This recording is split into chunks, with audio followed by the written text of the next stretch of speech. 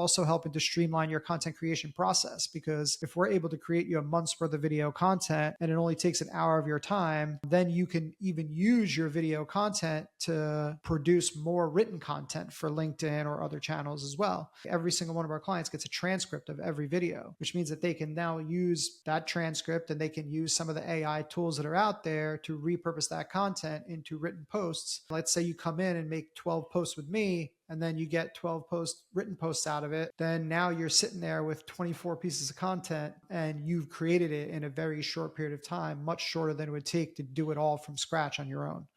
Welcome to Future Driven. I'm Adam Lejeune-Kopp, and on this podcast, we talk about challenges and wins in business. See the vision, drive the future. Welcome to Future Driven episode number 52. I've got Coach Danny D with me here today. Coach, thanks for coming on. Thank you for having me. Appreciate it. And 52, that means like a year's worth of podcasts. So well done. Yeah, well, I didn't tell you off screen, but I did about a year's worth of podcasts, and then I just went cold turkey for a whole year. Didn't do anything. So you are back now. I'm excited to be back on the platform and with you. So thank you, Danny. Let's go. And so I came across your content on LinkedIn, where I think a lot of people find you. You are a video coach specifically on LinkedIn, and really impressed with the content you put out there, the consistency, the message, everything, how you present yourself. So really excited to dive into what you are doing today. But give us a little bit of background on your professional career. Where are you from? How do you kind of come up to where you are today? Give us a little bit of that. Yeah, absolutely. So I do own a niche video marketing agency, yet I have zero background in video production whatsoever. My career is all sales related. I started, back in, over 20 years ago, I started working at Radio Shack, local Radio Shack. So again, dating myself a little bit. But worked at Radio Shack. I became a sales rep. Then I became a store manager. Then I went to AT&T as a sales rep and became a store manager over there. Then I got the opportunity to go to B2B sales. That's when I got into B2B at AT&T. I did that for 4 years.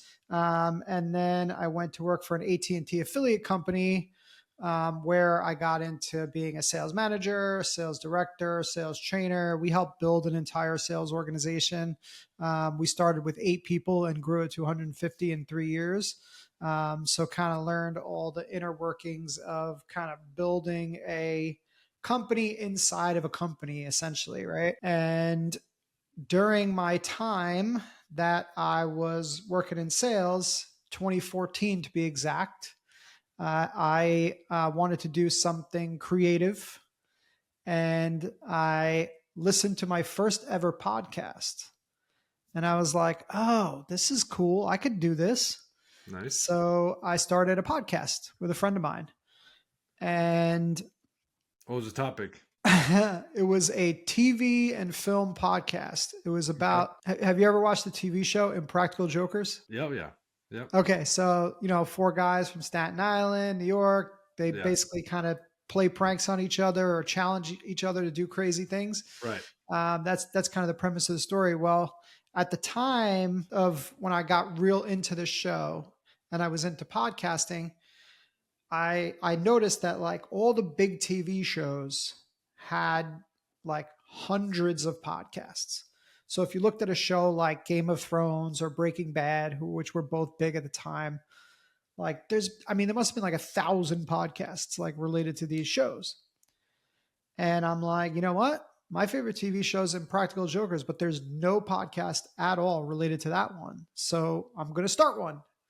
So I started this podcast, and I learned something, that if you want people to listen to your podcast, you essentially have 2 choices.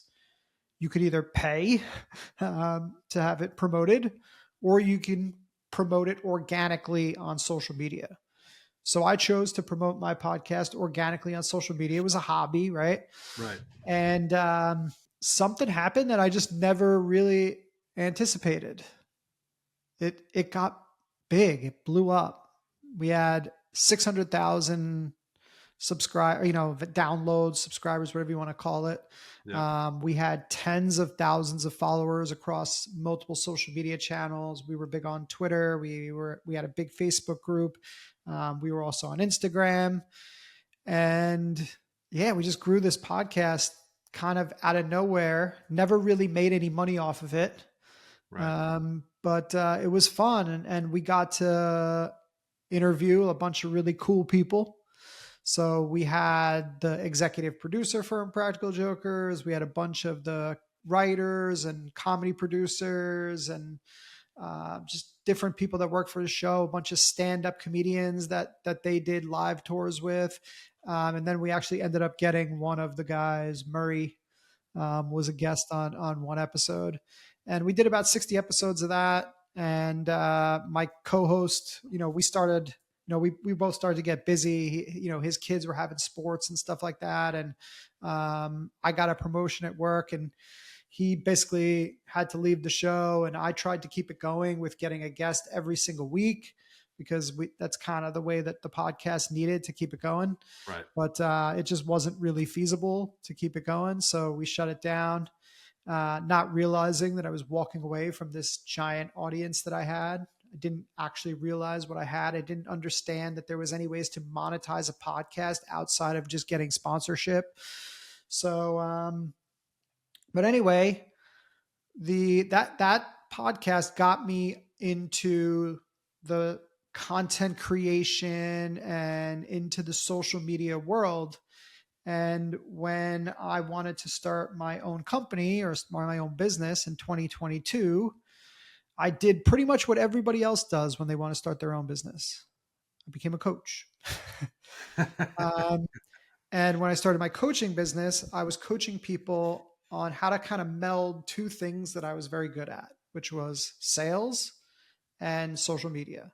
And I was teaching business owners how to position themselves on social media and, become a thought leader and become an expert in their niche or industry, and use that to, again, attract people to their business. That was the idea of the coaching. And during my coaching, I learned that people really struggle when it comes to video. I kept telling my clients, you got to make videos, you got to make videos, you got to make videos. And it was just hard for them for a number of reasons. Number one was, there was people that just weren't comfortable on camera. Right. There was another group of people that they don't know what to do, right? They don't know where to start. Do I use a phone? Do I use my webcam? Do I turn my phone sideways or vertical? Like they don't know. How long should my videos be, right? And then the last one is just, they're really busy, and like video is a time consuming piece to continue to consistently get a bunch of content out, as much as I was telling them that they should be getting out. So what I ended up doing was coming up with a program for my clients to solve this problem of video.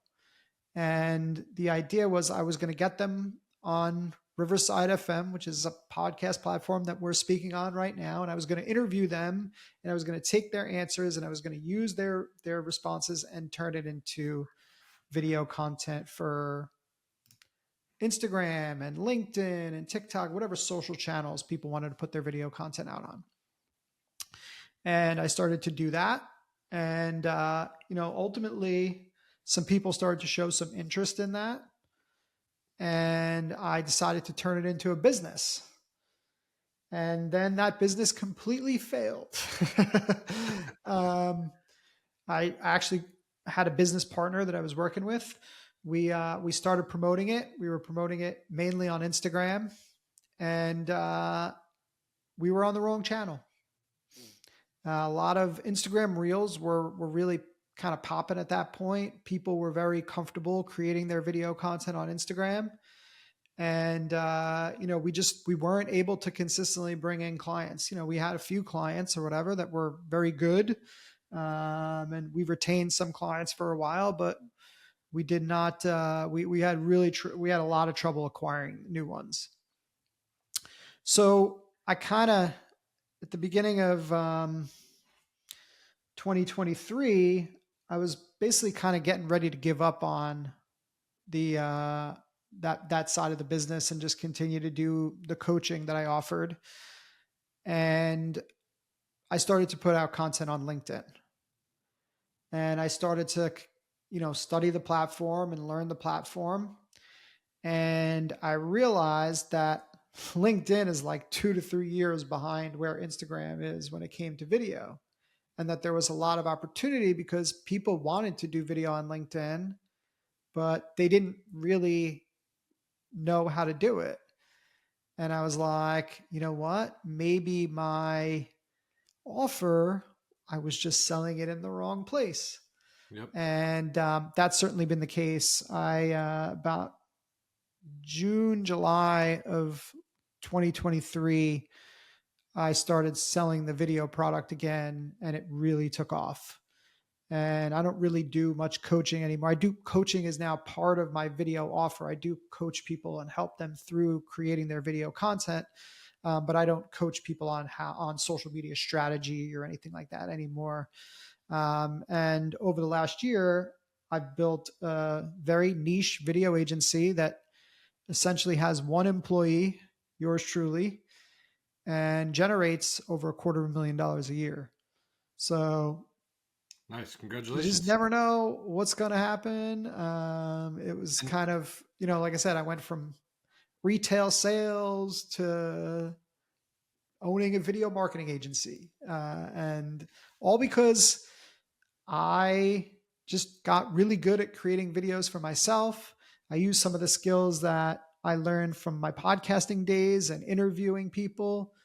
And just like I have a unique, I guess, talent or ability to really make people comfortable on camera and get the best out of them and really make sure that their messaging is tight and that it's aligned with their business and that they're able to capture the attention of their ideal target clients.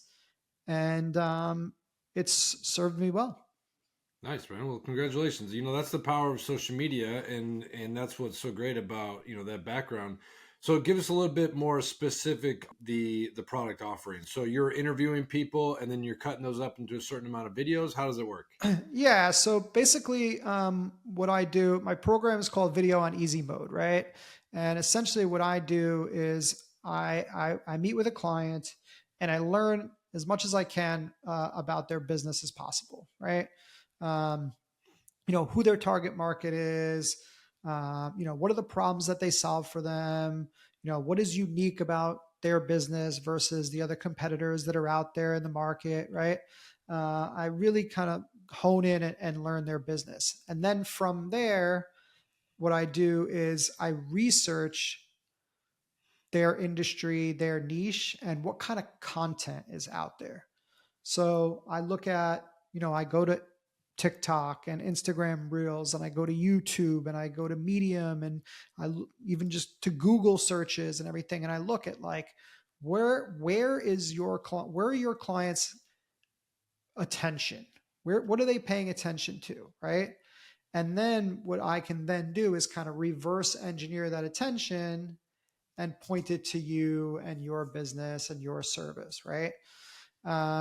And once I do the research part, then we go into the filming part. And in the filming, I essentially hold your hand through the entire filming process. So I give you the ideas, topics, hooks, whatever you want to call them for your videos. And then from there, I kind of give some guidance on where I think maybe you should take the video. I help you kind of relate some of the hooks and topics to some of the stories that you have, and how you're helping clients. And then I help you put together the calls to action so that, at the end of each video, you have your ask where you're either asking people to follow you or asking people to get engaged with the post, or just asking people to, download your lead magnet, attend your workshop, book an appointment with you. Right. So, and then from there, it goes to the production team. And I have a great partner that I work with that handles all of our clients, and he does amazing work. And what I like about what we do on the production side and why I partnered with him specifically is because there needs to be a balance between the visual effects and the editing and the message. I see a lot of videos out there that are overproduced when it comes to the edits. And I think what happens with these videos is that it takes the focus off of the message and puts it onto the production. And what our team has really mastered is how to, add these eye-catching and engaging graphics and transitions and B-roll and things like that. But do it to the point where it never detracts from the message. And we have like a really great combination of that, and that's what I really enjoy about my team and working with them. And we have and clients have full transparency throughout the process, so they can see what we're working on as far as their videos. They can communicate right to the production team. So if they need edits or they want to add in certain elements into the videos, the production team can communicate with them directly, so that our clients are always happy with the final product. So since you're concentrated on LinkedIn, tell us a little bit about the type of people that you're working with. Are you working with B2B professionals that maybe are a little bit more uncomfortable with video? Like you said, Instagram is pretty saturated with creators and people that are more comfortable. For sure. So you're helping people, because obviously, as you know, with video and social media, it's just changed the landscape of how you do business, how you network, how you can tell your story without calling everybody one by one, and you can communicate to the masses and be vulnerable and tell your personal story, because people like to work with humans. And so that's my assumption. Tell us a little bit of your strategy and who you're working with and what your thought process is there. Yeah, absolutely. Like I'm working with, small agency owners and founders, as well as, solopreneurs, coaches, consultants, again, people in, service providers, right? People that are spending their time on LinkedIn. They're already creating content for LinkedIn. They're already present on LinkedIn. They already have an audience. They're engaging in conversations. They're already probably bringing in clients, and chances are they're already doing video, but they're just having trouble keeping up with like the amount of videos that they want to have, because of, again, it is very time consuming, or they just, they have videos that they're doing right now and they want to really take them up maybe 2, 3, 4, 5 levels, right? From like, using some of these apps like Submagic or CapCut or Opus Clip or whatever, and really getting a custom style. And then also really delving into the messaging and really making sure that the messaging is resonating with the target audience. Having somebody to like go in and research and come up with all these topics for you, so that you're not dependent on content ideas. And then we're also helping to streamline your content creation process, because if we're able to create you a month's worth of video content and it only takes an hour of your time, then you can even use your video content to produce more written content for LinkedIn or other channels as well, because we give like every single one of our clients gets a transcript of every video, which means that they can now use that transcript and they can use some of the AI tools that are out there to repurpose that content into written posts. So again, let's say you come in and make 12 posts with me, and then you get 12 written posts out of it.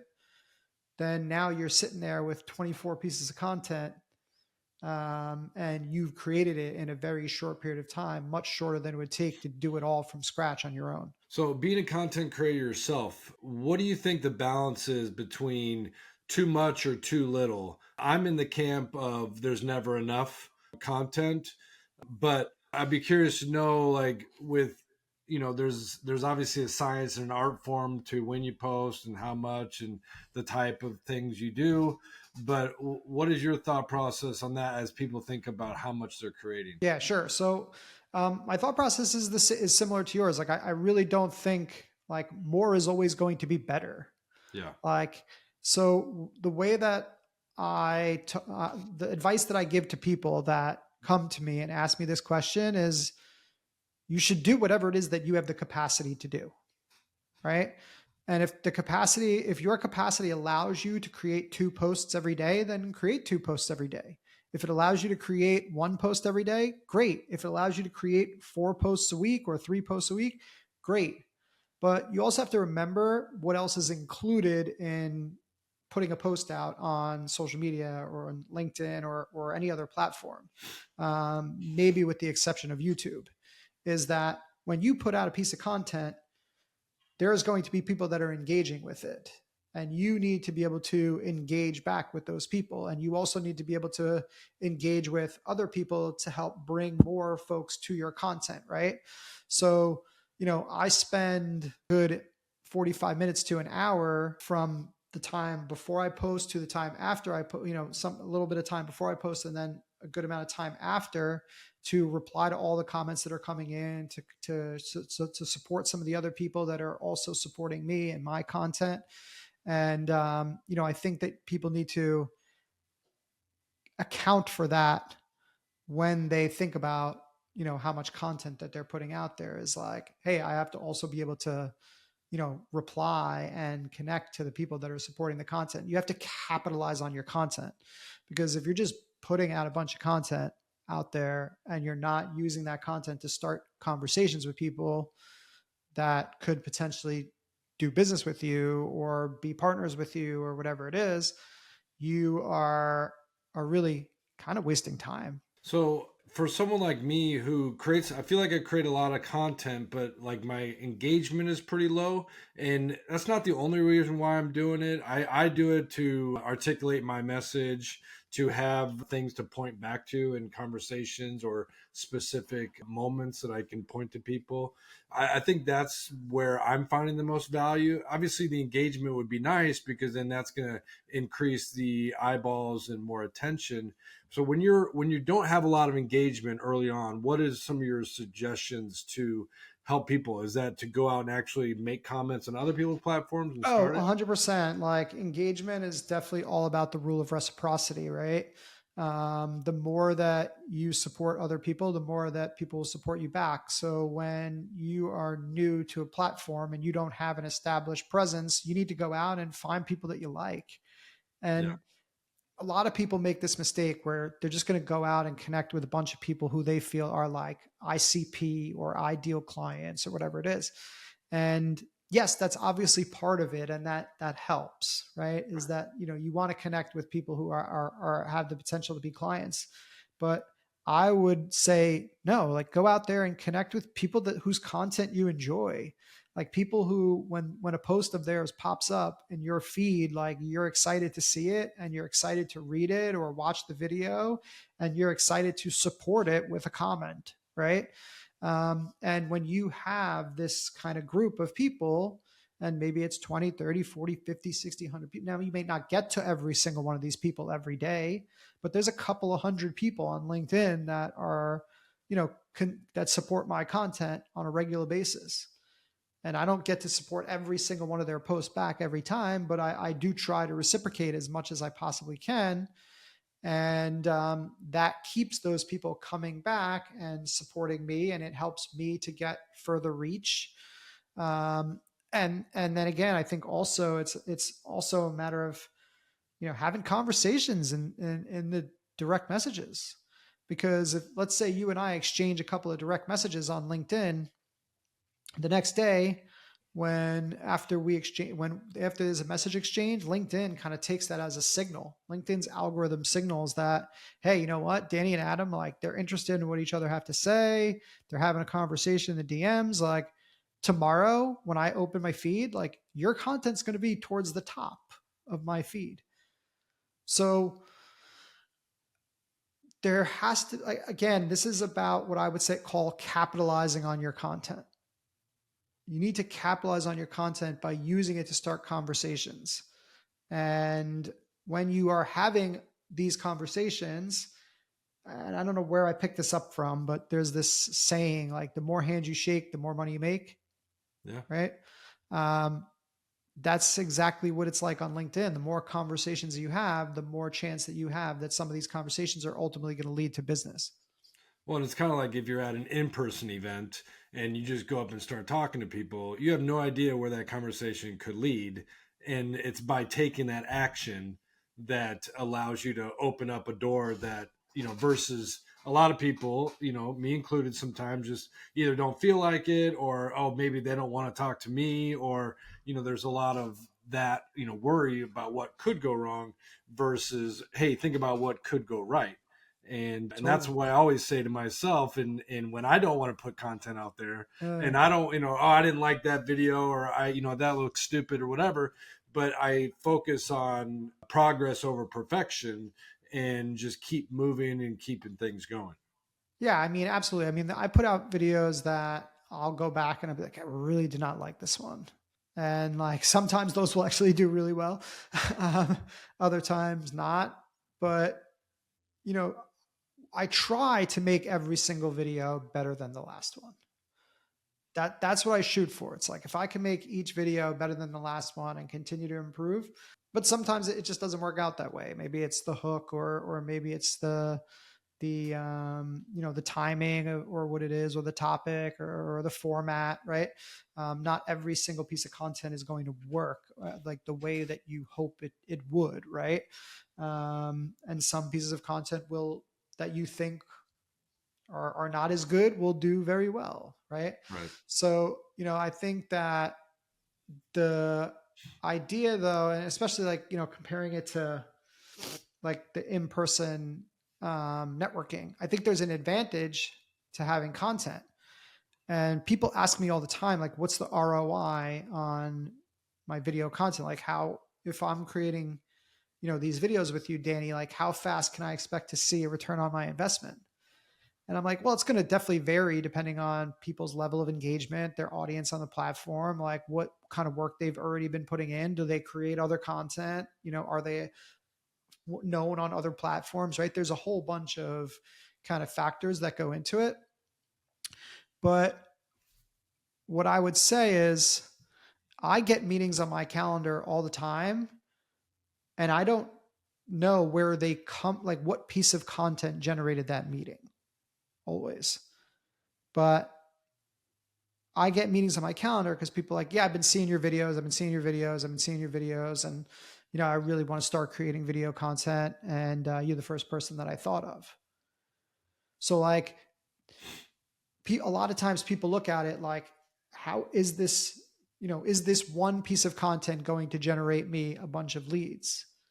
And like, they're really looking at it in the wrong way. It's when you are consistently making video content over a period of time, like I've been for almost 2 years on this on LinkedIn. Now my calendar fills up with appointments that I never even like, we haven't even exchanged DMs or anything like that, Right. because these people I'm familiar. I have credibility. I have built trust with them through having this content. Whereas like if you walk into an in-person networking event and you don't know anybody, you're starting from scratch. There's no rapport built. There's no familiarity. I know that when I go into networking situations, a lot of people have seen my stuff on LinkedIn already. Like I'm part of a few different groups and networking communities and stuff like that. And most of the people in these communities have seen me on LinkedIn. And that helps, again, build the familiarity so that when I do go shake hands with them, there's already a rapport. And sales calls, it's crazy. Sales calls have never been easier for me. Like people feel like they know me, they've seen my content, they understand what I do. I basically say, hey, this is my program, this is how it works. And I'm gonna, if you like it, I'll make you a really good offer. And because of and because of that level of familiarity, people's defenses are down. Typically when you get on a sales call, people have their defenses up. They're kind of everybody's resistant about being sold to, right? It's just a human nature kind of situation. But when you have this video content, it really changes everything.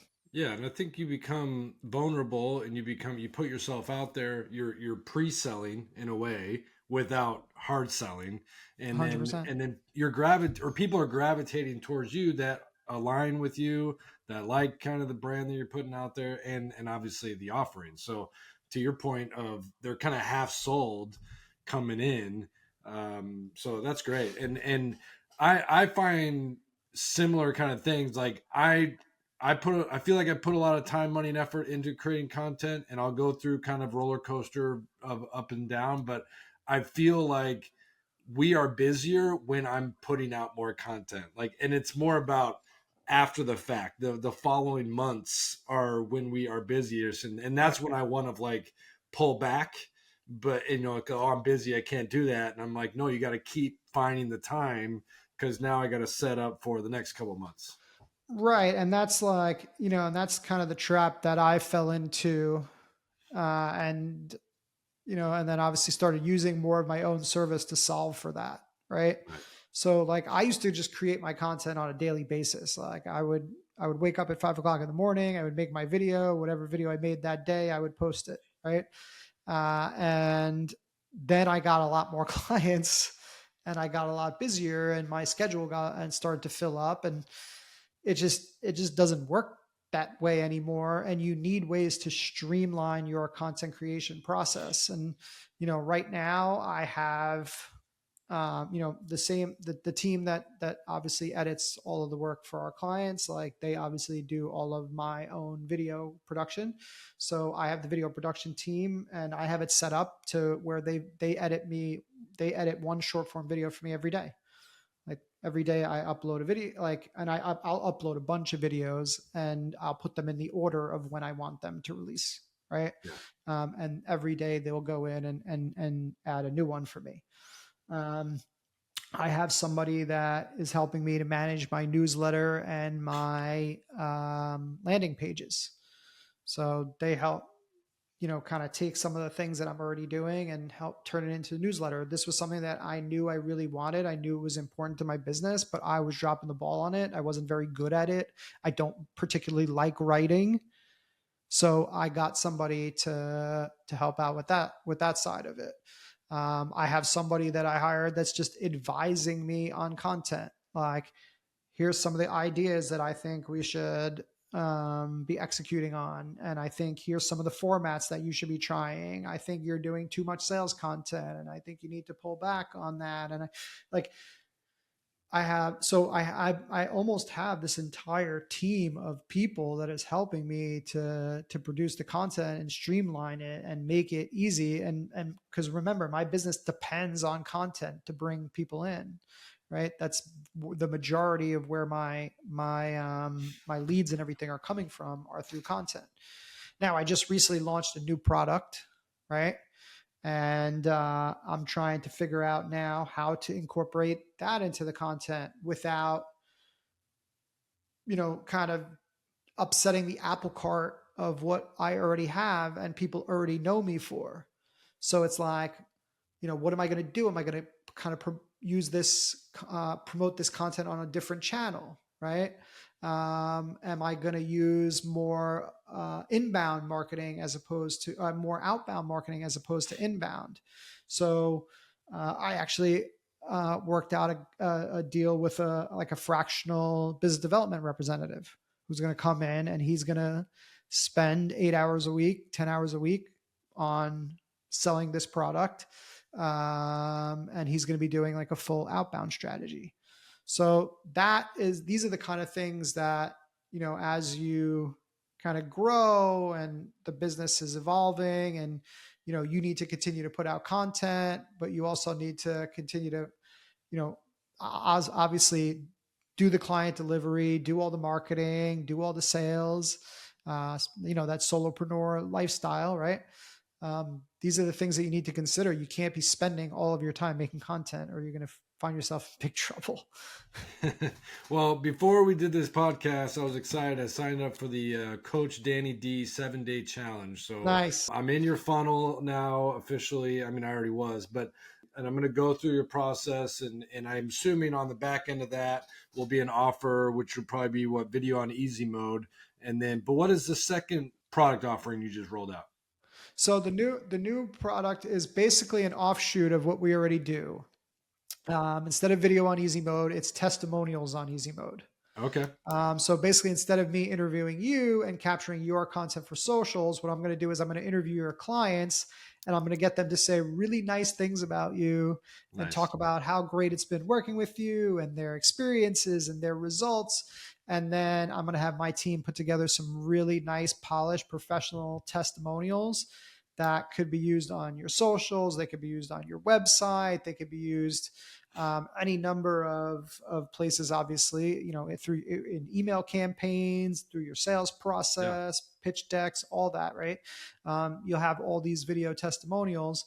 And then we also do like a really cool compilation video. So we actually interview like a bunch of your clients, and we take the highlights from all of your testimonials and we put it together in a really cool compilation, which is like a showpiece for your marketing. It's really Yeah, cool.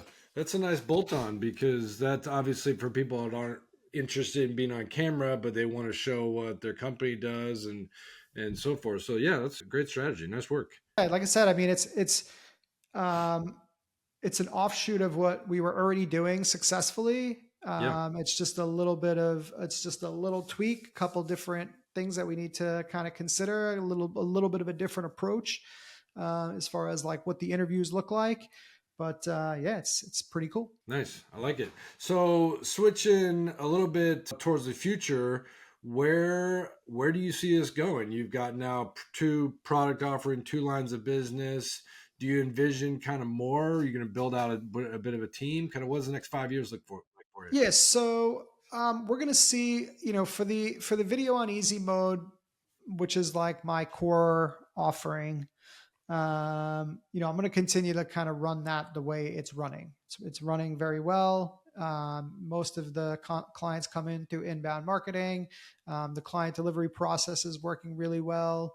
There is monthly recurring revenue coming in. So that side of the business, I don't really anticipate too much change, just looking to increase the number of clients slightly.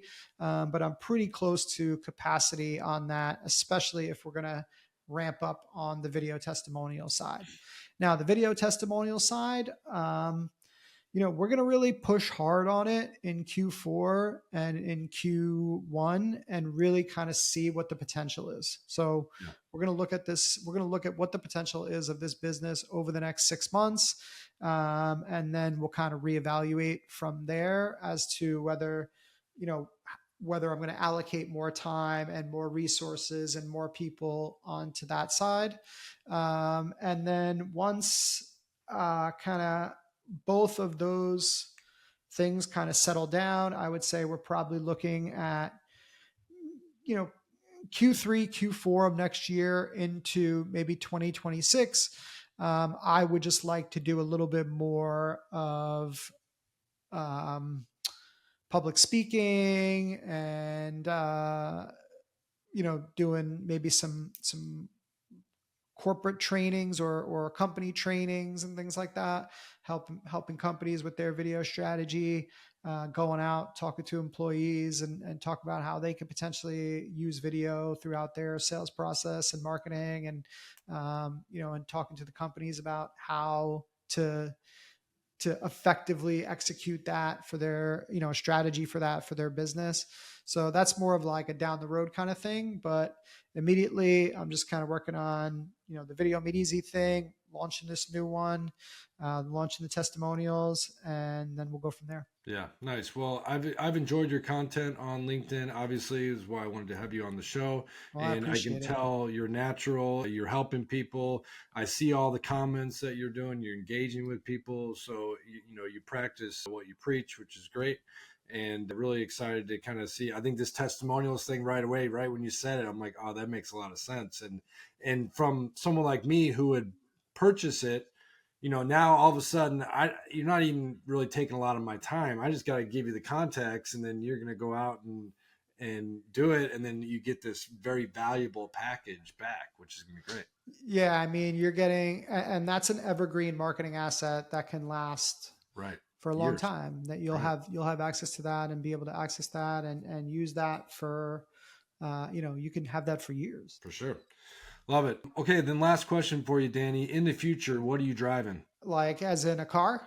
You tell me, whatever you're driving. Most people think about cars, but what are you driving? It could be a company, it could be your family, it could be your car. What is it? Yeah, I mean, I'm gonna prioritize the family. Like, as far as what I'm driving, it's definitely my family. We homeschool my boys right now, and we try to give them like a little bit of a different life than we had growing up, my wife and I, right? Not that I didn't have like a great childhood or anything like that, but Yeah. I did, but just again, just a different approach to it, right? And basically driving them maybe to do some more travel, more experiences, and just enjoy their lives. Really, Love it. I've got 3 boys. How about you? I got 2. Nice, man. Congratulations. Yeah, man. Thank you. That's awesome. Well, thanks for coming on the show. Really appreciate your time, and looking forward to following up and seeing how everything goes with you. Adam, I appreciate you. Thank you so much for having me. And if there's anything you need, you know where to find me. Appreciate it. Thanks, Coach. See ya.